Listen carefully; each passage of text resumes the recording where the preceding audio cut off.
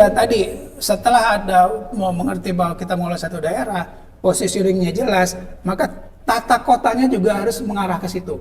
Di Depok ini ke satu kawasan Depok ini harus mempertahankan ekosistem kembali. Ya, justru itu saya nggak melihat nih sebetulnya Depok ini mau akan diposisikan sebagai kota apa.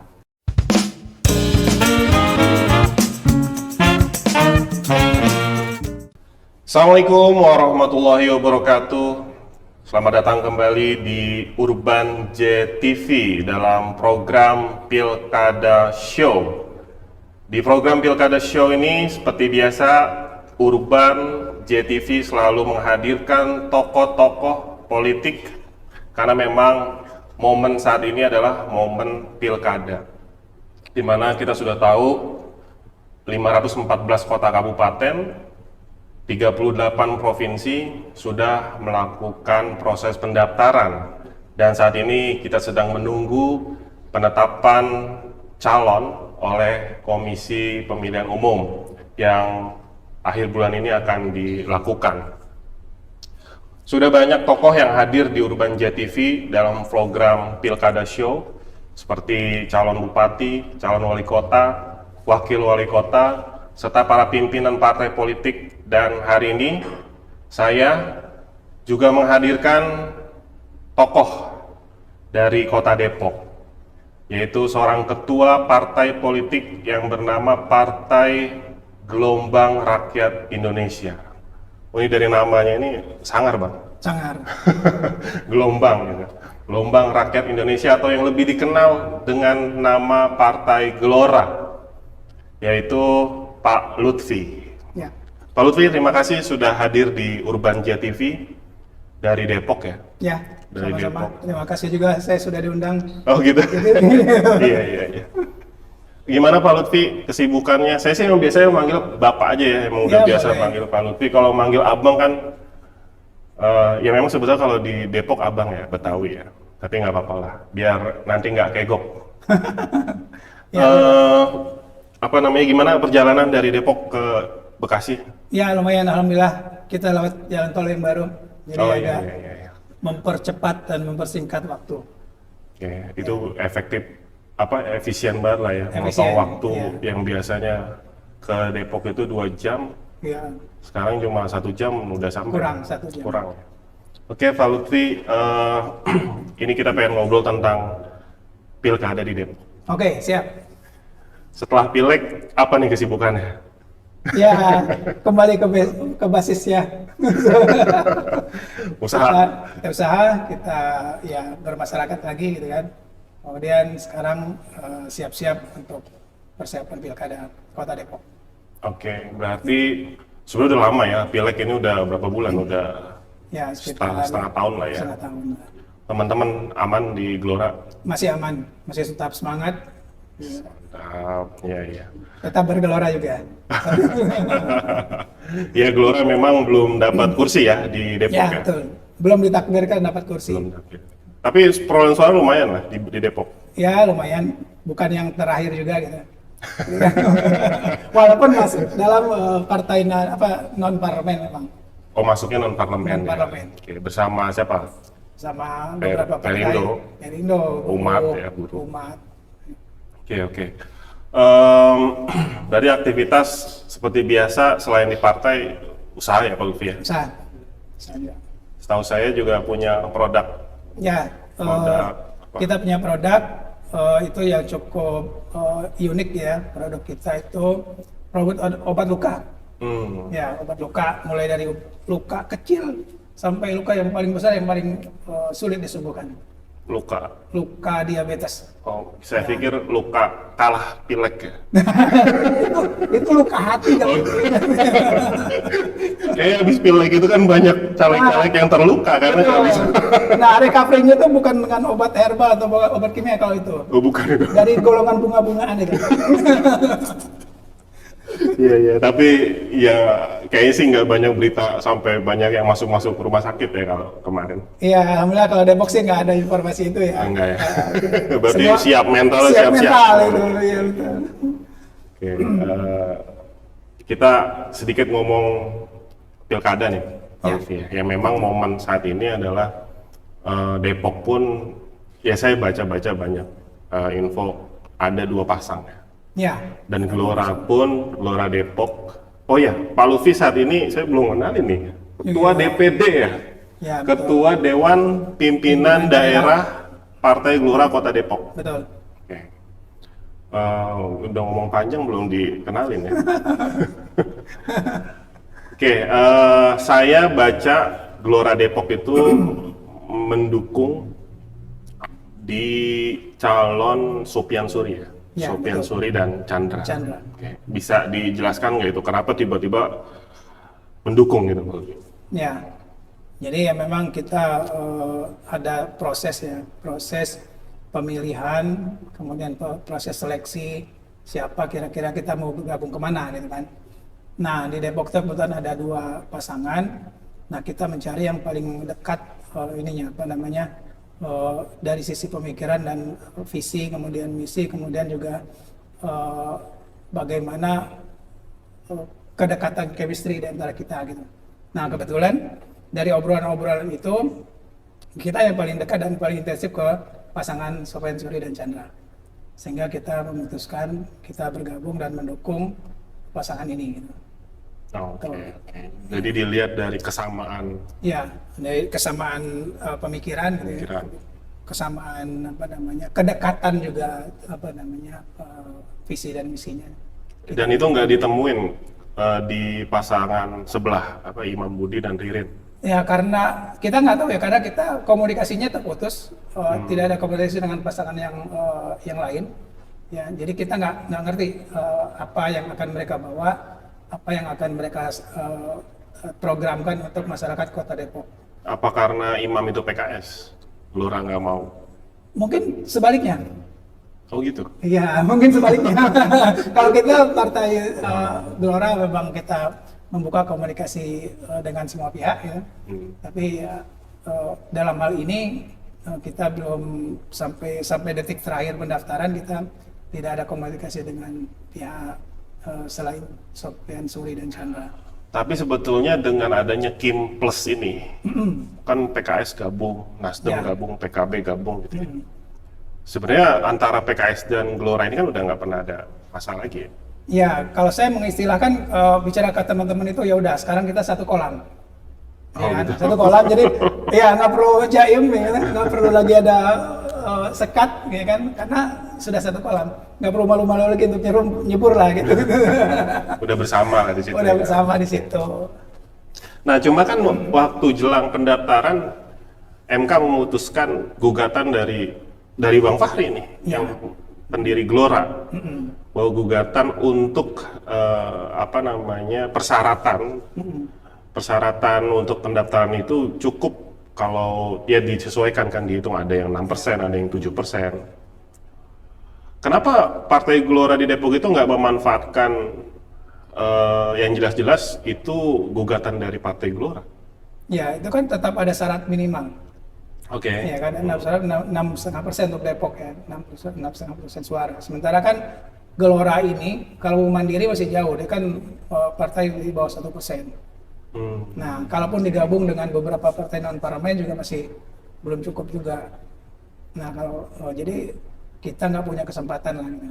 Sempat terpikirkan, ya kan, sempat kita jajaki juga, tapi memang sampai detik terakhir kita belum bisa mencalonkan calon kita sendiri. Gitu.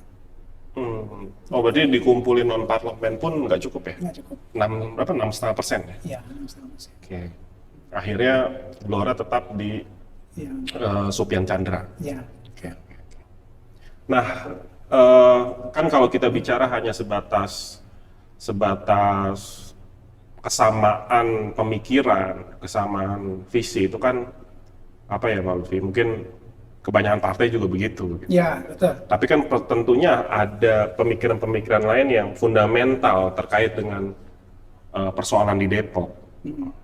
Emang gimana sih sebetulnya Depok ini? Nah, mungkin kita perlu melihat dari sisi yang lebih mendasar ya, bahwa bagaimana seorang wali kota atau pasangan wali kota atau pimpinan sebuah daerah memahami bahwa sesungguhnya amanah yang mereka terima nanti setelah diberikan amanah oleh para pemilih, mereka harus memahami bahwa mereka itu berada pada posisi mengelola satu daerah, satu kawasan, satu kota. Kalau dalam hal ini Depok kota ya. Jadi mereka harus memahami bahwa mereka diamanahkan nih, kita kasih kepercayaan untuk mengelola Depok, kota Depok. Artinya apa? Wali kota dan wakil wali kota ini nanti mereka punya kesempatan mengelola seluruh potensi yang ada di kota Depok. Ya, baik alamnya, potensi alamnya, sumber daya alamnya, kemudian semua yang ada dalam kawasan itu. Baik itu berupa manusianya dan makhluk hidup yang lain. Apa contohnya? Di situ ada makhluk hewan, entah itu hewan langka atau hewan yang bermanfaat yang lain, atau tumbuhan diantaranya. Kemudian itu yang makhluk hidupnya. Kemudian nanti lingkungannya, ya kan? Lingkungannya itu berupa nanti ada, mungkin ada sumber daya alam. Kalau kemudian Depok ini memang tidak ada arah ke sana sumber daya alam. Kalau daerah lain mungkin ada sumber daya alam batu bara, kemudian segala tambang segala macam ada. Dalam hal ini Depok enggak. Nah, wali kota dan wakil wali kota sebagai pimpinan mengelola itu semua, baik tanahnya, sumber daya yang ada di atas permukaan tanah maupun di dalam permukaan tanah, termasuk sumber airnya, termasuk kekayaan udaranya kalau ada. Nah itu harus dipahami itu dulu, ya kan? Bagaimana secara secara menyeluruh si wali kota atau pimpinan sebagai pimpinan kawasan ini bisa mengintegrasikan dan mengolah sumber daya itu semua. Itu paling mendasar tuh. Iya. Iya kan? Dan itu nggak terjadi di Depok selama ini. Saya tidak melihat ya, ini dalam hal ini saya tidak melihat bahwa pimpinan yang ada itu memahami bahwa dia mengelola satu kawasan seluruhnya. Oh, oke, satu kawasan yang terdiri dari berbagai macam ekosistem di dalamnya. Dan semua potensi yang ada, sumber daya yang ada di situ, mereka lebih pada spesialisnya. Misalnya nanti mengelola pendidikannya bagaimana, ya kan? Kemudian mengelola perdagangannya bagaimana, tanpa secara holistik mengelola keseluruhan. Nah itu penting tuh di awal dipahami ke situ. Nah, Partai Gelora dalam hal ini memulai pemikiran dari yang paling mendasar itu.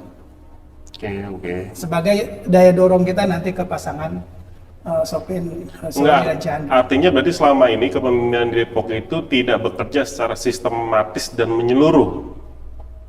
Kira-kira begitu. Oke. Ya. Lebih pada bagaimana pengembangan kotanya, bagaimana mengatasi kemacetannya, itu kan viral tuh. Iya. Ini kan macet itu masalah di Depok yang nggak pernah selesai. Iya. Apalagi di Sawangan gitu. Nah, nanti kalau ketemu ibu-ibu nanti dia bicara tentang pendidikan, masuk ini perebutan segala macam. Itu kan hanya bagian kecil, bagian sedikit dari mengelola daerah. Tapi kan memang biasa kepala daerah itu mengelola hal-hal yang memang terlihat, Pak. Memang yang terlihat saja. Karena kan kalau untuk mengurus secara keseluruhan satu kawasan itu kan nggak cukup hanya satu periode, Pak. Tapi setidaknya dia berpikir global sehingga nanti mengatasi persoalan ini akan lebih mudah. Oke. Ya kan? Kalau dia berpikirnya dari capture yang lebih tinggi, dari sudut yang lebih tinggi, dia ngerti di masalahnya. Dari masalah pertama masalah lingkungan, pertama paling utama itu masalah manusia. Karena yang harus dicerdaskan, harus dipintarkan, harus disejahterakan, dan sang pencipta itu menyerahkan satu daerah itu untuk kebaikan manusia sebenarnya, ya kan? Tapi jangan lupa manusia tidak akan pernah bagus, tidak akan pernah sehat, tidak akan pernah kuat kalau lingkungan sekitarnya juga tidak sehat, tidak mendukung. Bisa nggak sih kira-kira? Bayangkan Mas Fauzi, kalau Mas Fauzi tumbuh dalam satu kawasan yang penuh dengan udaranya polusi, air bersihnya tidak tersedia, kira-kira bisa nggak tumbuh menjadi seganteng sekarang, sekuat sekarang gitu kan? Saya jadi malu dibilang ganteng. Nah, itu semuanya harus termanage dengan baik.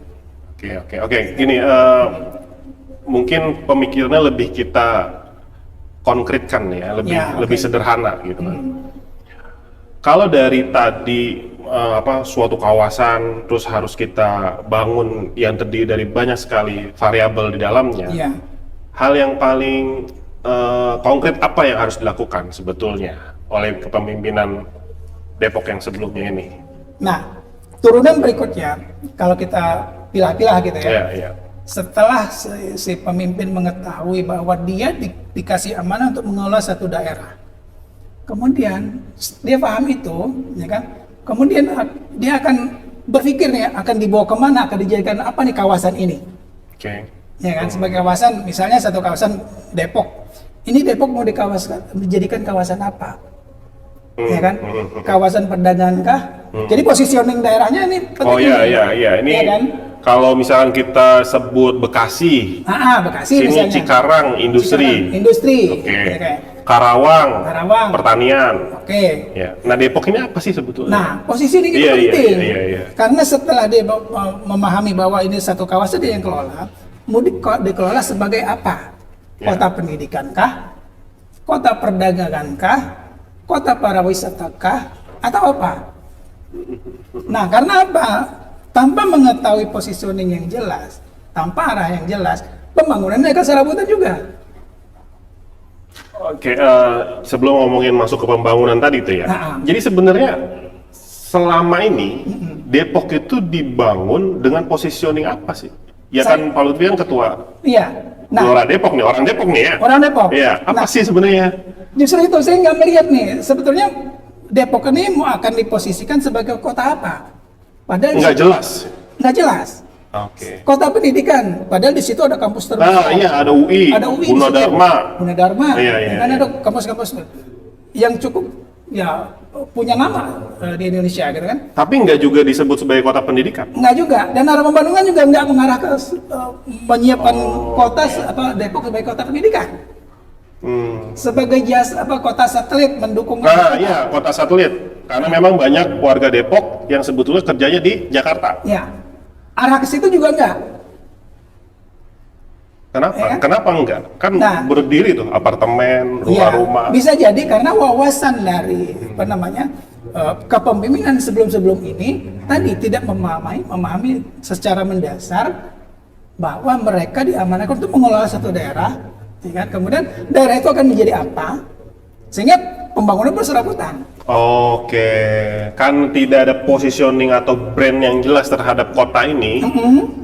Akhirnya pembangunannya nggak jelas. Nggak jelas mau arahnya kemana. Oh, iya. Misalnya gini, Oke. nah misalnya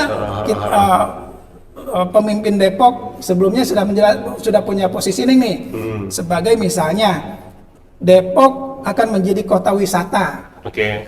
berbasis peninggalan bersejarah masa lalu, misalnya kan Depok disegar sebagai Belandanya Depok. Oh ya, Ya kan? di Jalan Pemuda itu Jalan ya. Pemuda, Itu peninggalan Belanda ya, Belanda Depok. Belanda Depok.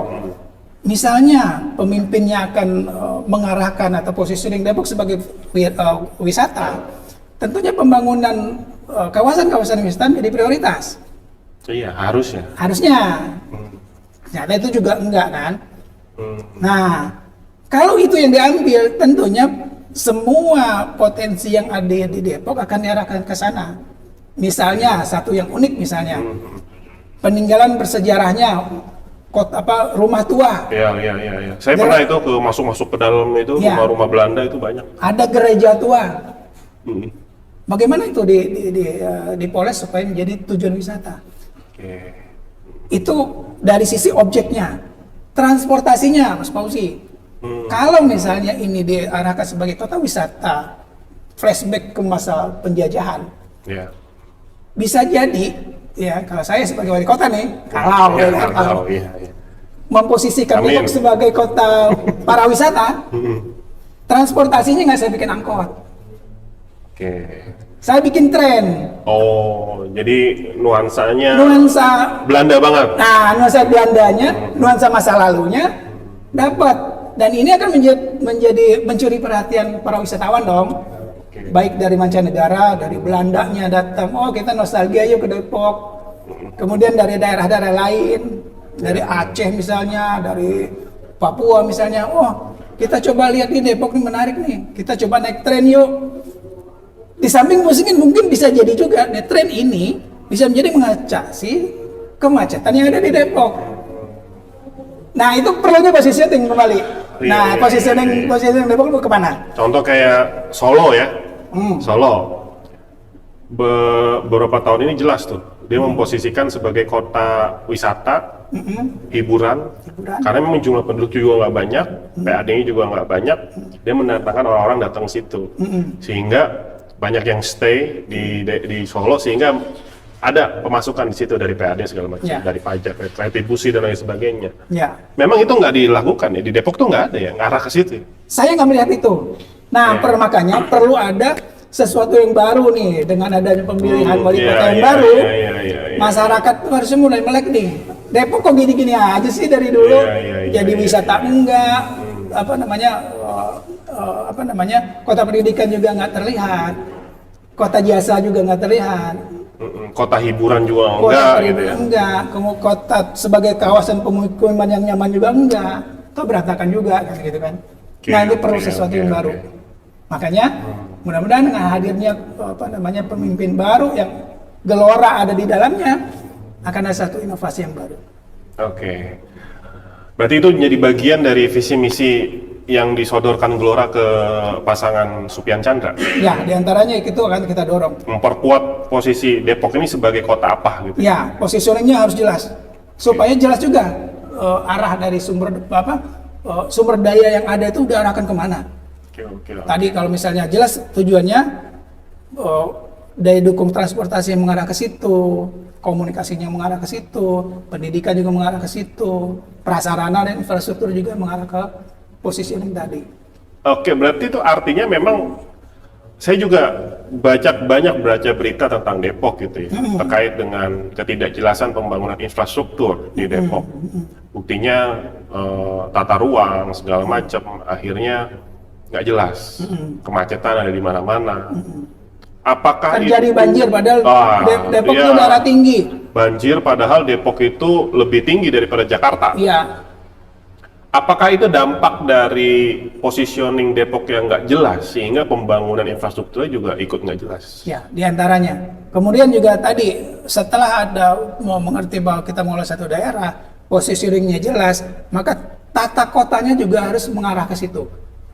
Nah, tata kota ini juga penting banget nih. Karena dengan tata kota itu si Depok ini, satu kawasan Depok ini harus mempertahankan ekosistem kembali. Ini harus imbang, selalu imbang nih. Kita harus berpikir bahwa manusia tidak bisa hidup sendiri, tidak bisa hidup tanpa lingkungan yang bagus. Jadi pengelolaan lingkungan yang proporsional, ya kan?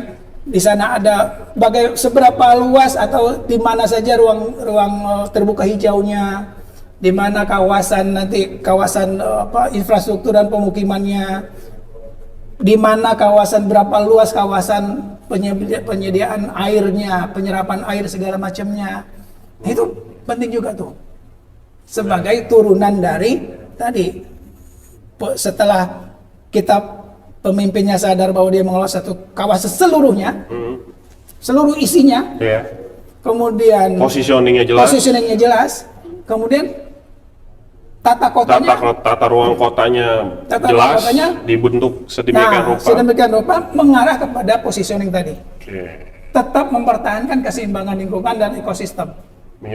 Akhirnya pembangunan infrastrukturnya pun sesuai dengan tata kelola yang tadi udah didesain gitu ya. Betul.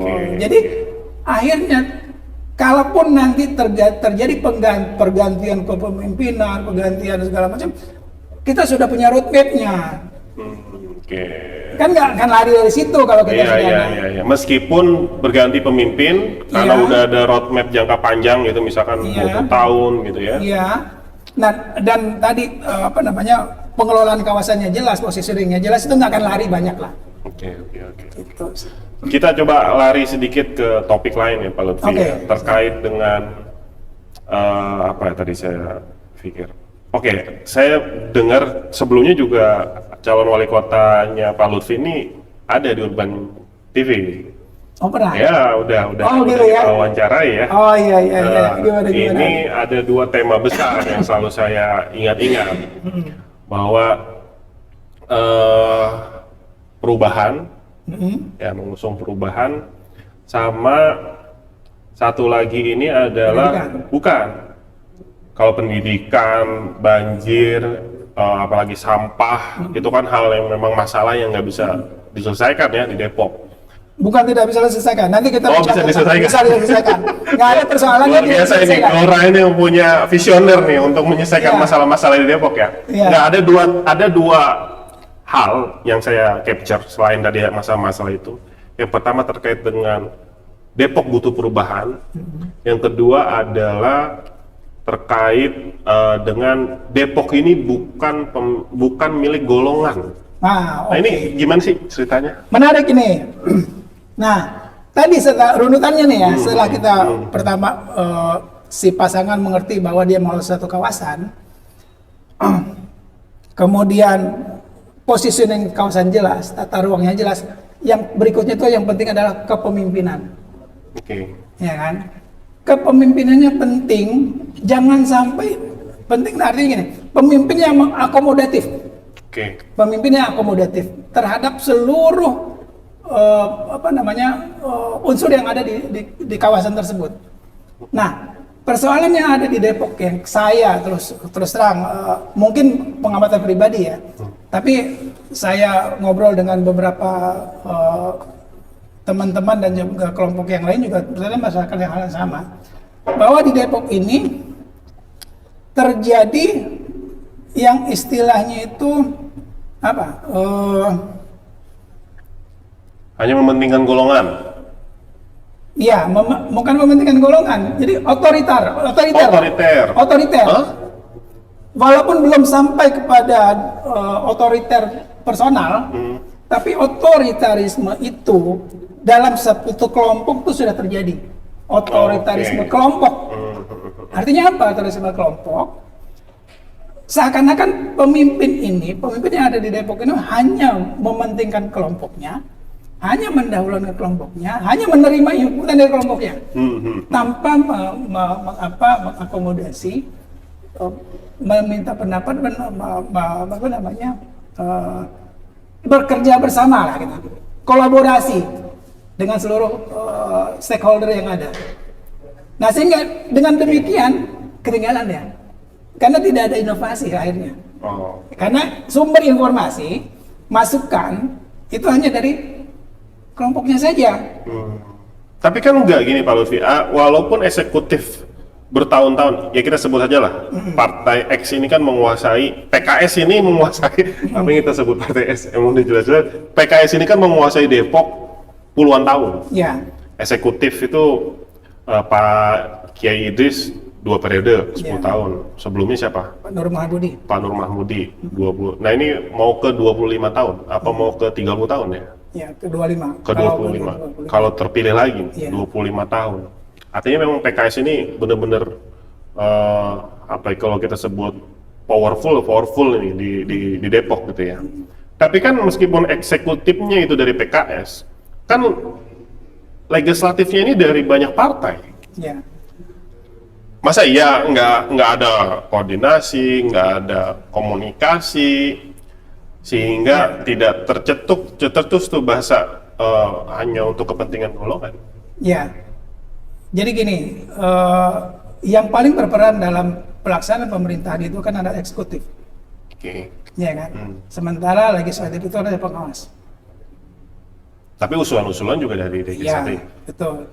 Nah, tapi kekuatannya itu ada di top, ya partai penguasanya juga yang dominan kan partai penguasa.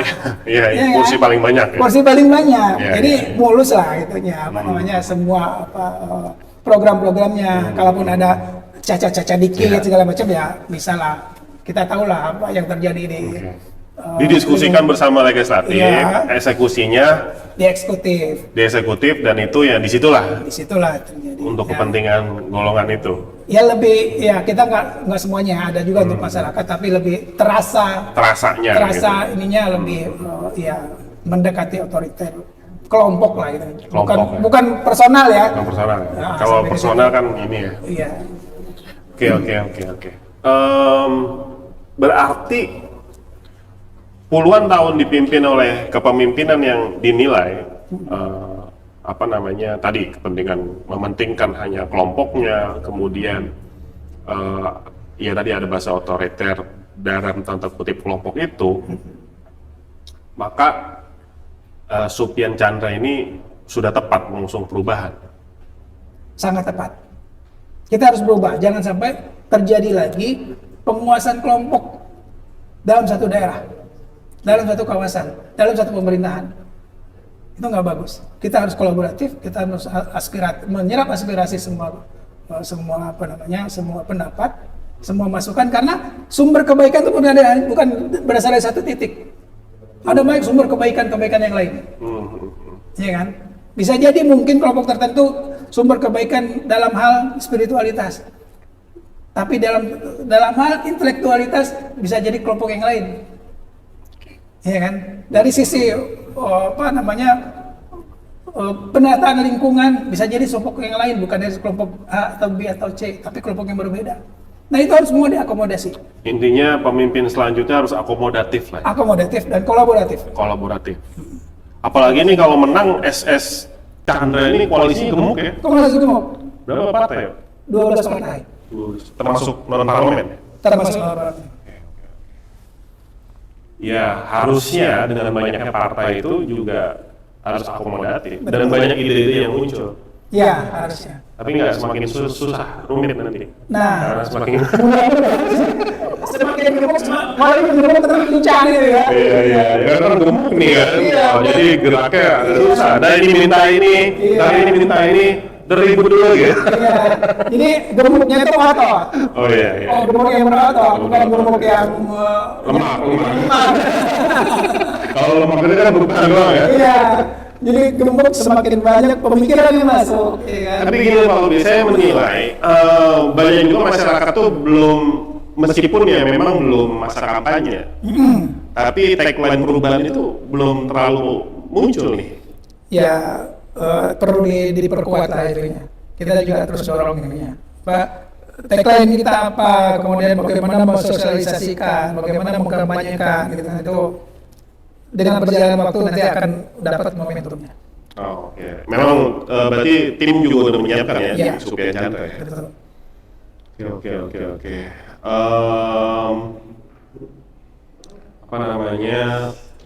Apa nih program apa yang akan disiapkan oleh Supyan Chandra? Atau masih dirahasiakan? Itu mungkin pada waktunya nanti kita akan launching ininya. Begitu ya. Sampaikan ke masyarakat ini. Nah, dari sisi pendidikan, gitu kan, yang hal-hal yang teknis itu pasti akan semua mendapatkan perhatian. Tapi kita Gelora dalam hal ini akan menarik itu lebih kompleks, lebih capture lebih tinggi, sehingga kita betul-betul integral gitu ya, pembangunan kota Depok gitu. Mengejar ketertinggalan dari kota sekitarnya. ya memang kalau kita ngomongin Depok ini nggak habis apa? Ya karena Gitu ya? iya saya juga ya memang dekat kan, Bekasi, Depok itu kan dekat, dan agak panjang kita akan bahas Depok gitu. Iya. Makanya memang Nanti harus ada obrolan oh iya, tadi obrolannya kita berlanjut ya. Jadi ibaratnya obrolan hari ini pembuka nih. Bukan ya? Bukan kita sebenarnya kita pengen tahu karena Depok, karena Gelora itu ada di koalisinya Supyan Chandra. Iya. Kemudian kenapa bisa masuk ke situ? Tadi udah dijawab. Lalu masalah-masalah apa yang kiranya akan terjawab oleh pasangan ini? Dan itu juga tadi udah dijelaskan sama Pak Lutfi. Tapi rasa-rasanya masih banyak yang akan kita bahas. Iya. Bahas pendidikan, kesehatan, sampah, lingkungan. Tapi enggak itu udah masuk dalam ranah program yang lebih detail. Tadi kan kita baru bicara tentang global ya. Nanti akan lebih menarik kalau kita bicara program-program yang mengena ke masyarakat. Gimana menurut Pak Lutfi tentang Sopian dan Chandra. Saya melihat kombinasi dua orang ini cukup bagus ya. Pak Sopiannya itu pejabat karir yang sangat menguasai pemerintahan. Oke. Ya. Kemudian Bang Chandra ini tokoh muda, ya, aktivis 98, punya idealisme, sehingga nanti kombinasi dua orang ini mudah-mudahan bisa menjadi solusi untuk Depok, untuk perubahan Depok. Chandra juga sama. Ya, keduanya. Oh, Ya, keduanya. dia kan tokoh muda ya, aktivis 98 yang dia punya idealisme. Oh, oke. Jadi kombinasi antara penguasaan pemerintahan dengan idealisme kepemudaannya dengan apa namanya idealisme yang dimiliki mudah-mudahan bisa menjadi penggedor lah ya untuk perubahan Kota Depok dari rezim sebelumnya. Oke. Kalau Gelora sendiri kira-kira gimana nih ke pemirsa Urban JTV? Ya. Ini kan Gelora Depok, nanti karena memang kita sebenarnya bahas basicnya dari Urban Jawa Barat. Tapi Urban JTV ini kita tidak lokalisir hanya di Jawa Barat, tapi di seluruh wilayah Indonesia. Ya. Gimana Gelora Depok ke depan? Ya, Gelora dalam hal ini dia kan partai yang baru ya, partai yang baru lahir dari idealisme juga, bahwa kita melihat memang sistem politik kita perlu sesuatu yang baru, ya kan? Sehingga Gelora Depok dalam hal ini juga ingin merealisasikan pemikiran-pemikirannya dalam pembangunan Kota Depok, ya dengan tadi itu yang kita bicarakan tadi itu baru kulit-kulitnya dari pemikiran Partai Gelora. Nanti ada inovasi-inovasi baru yang akan Gelora dorong kepada pemerintahan yang baru ini, gitu kan? Sehingga diharapkan Depok menjadi benar-benar Depok yang baru, Depok yang penuh perubahan, penuh inovasi. Dan Gelora dalam ini akan berperan aktif untuk menjadi bagian dari pembangunan Kota Depok. Berarti perubahan untuk Depok baru. Bukan Depok baru, jangan kalau Depok Depok baru apa? kira stasiun Depok baru. Oh iya, stasiun ya. Oh iya, kalau Depok baru stasiun doang. Lebih kecil daripada wali kota yang kemarin. Wali kota kemarin itu kan wali kota Margonda. Nah kita ntar ini disebut wali kota. Stasiun Depok baru. Oke, berapa persen keyakinan Sopian Chandra ini menang? Kemarin hasil survei terakhir kita itu kita udah udah di atas ya. Jadi, Oh ya? Iya udah di atas walaupun memang belum sampai 50%. Ya, tapi ini kan belum masa kampanye. Jadi kita sangat optimis kita akan memenangkan kontestasi ini. Keyakinan Gelora berapa persen? 100%? Enggak lah, kalau 100% itu sempurna ya. Sampai detik ini kita masih di atas 60% kita. Oh ngikutin survei ya? Ngikutin survei. Tentu dengan begitu kita terus bergerak untuk menaikkan lagi keyakinan kita. Gelora 2029 berapa persen? Wah, ini menarik nih kalau bicara 2029 ini ya setidaknya kita masuk paromela. Berapa kursi? Belum bayar. Belum bayar. Perjalanan waktu nanti. Kita terus menggodok kira-kira perjalanan kita ke depan seperti apa. Tapi optimis bisa masuk di 2029. Optimis kita. Apalagi kita sudah merealisasikan pemikiran kita dalam jalan pemerintahan. Tentunya masyarakat melihat Gelora begini, gitu kan? Ini Gelora itu bukan cuma ngomong ya saya kan?